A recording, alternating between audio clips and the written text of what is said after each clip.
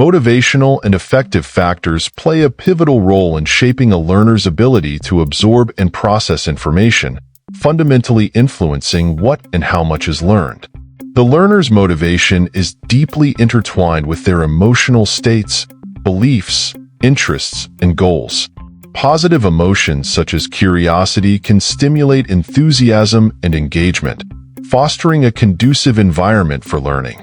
Conversely, intense negative emotions, such as fear or frustration, can obstruct motivation, disrupt cognitive processes, and hinder performance. Emotional well-being acts as a foundation for motivation, influencing both the quality of thinking and the learner's ability to process and retain information effectively. Theories in child and adolescent psychology emphasize the importance of emotional and motivational support in educational contexts. For instance, Vygotsky's sociocultural theory highlights the role of social interactions and emotional support in cognitive development. A child's beliefs about themselves as learners significantly impact their willingness to engage with educational tasks. If a learner perceives themselves as capable, they are more likely to embrace challenges, exhibit persistence, and achieve higher levels of performance. This aligns with the concept of self-efficacy introduced by Albert Bandura, which underscores that belief in one's ability to succeed is a crucial determinant of motivation and effort. Intrinsic motivation, which arises from within the learner, is a vital aspect of sustained learning. This type of motivation thrives when tasks are optimally challenging, personally relevant, and provide opportunities for choice and autonomy. According to Deci and Ryan's self-determination theory, intrinsic motivation is nurtured when basic psychological needs, competence, autonomy, and relatedness are fulfilled.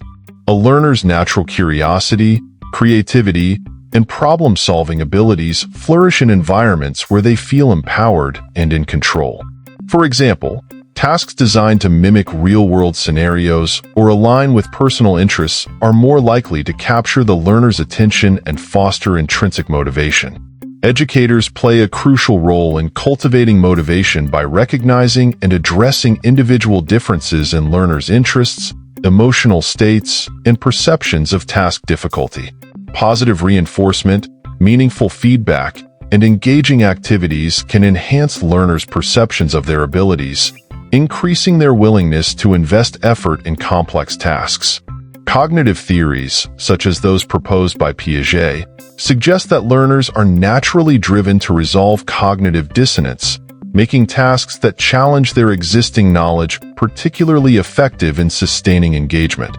Motivation's influence on effort is particularly significant in acquiring complex knowledge and skills, which require consistent practice and sustained attention. Without motivation, learners are less likely to exert the energy and persistence needed for mastery.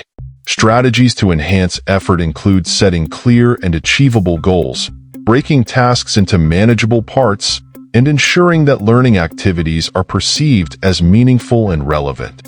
Additionally, guided practice, scaffolding, and collaborative learning opportunities can help sustain motivation by providing structure and social support. The role of emotions in learning is multifaceted. Mild anxiety, for instance, can sharpen focus and improve performance by directing attention to the task at hand. However, intense negative emotions can overwhelm the learner, reducing their capacity to think critically and engage meaningfully. Educators can mitigate these effects by fostering a supportive classroom environment, promoting a growth mindset, and encouraging resilience. Carol Dweck's research on mindsets highlights the power of framing challenges as opportunities for growth, which can transform anxiety into a motivator rather than a barrier.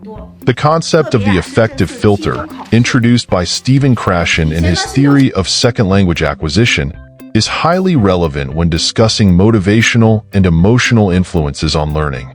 The affective filter acts as a psychological barrier that can either facilitate or impede the acquisition of knowledge, depending on the learner's emotional state.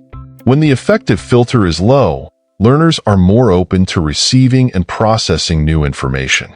In contrast, a high affective filter, caused by anxiety, fear, or negative emotions, can block or distort the flow of information, making learning less effective.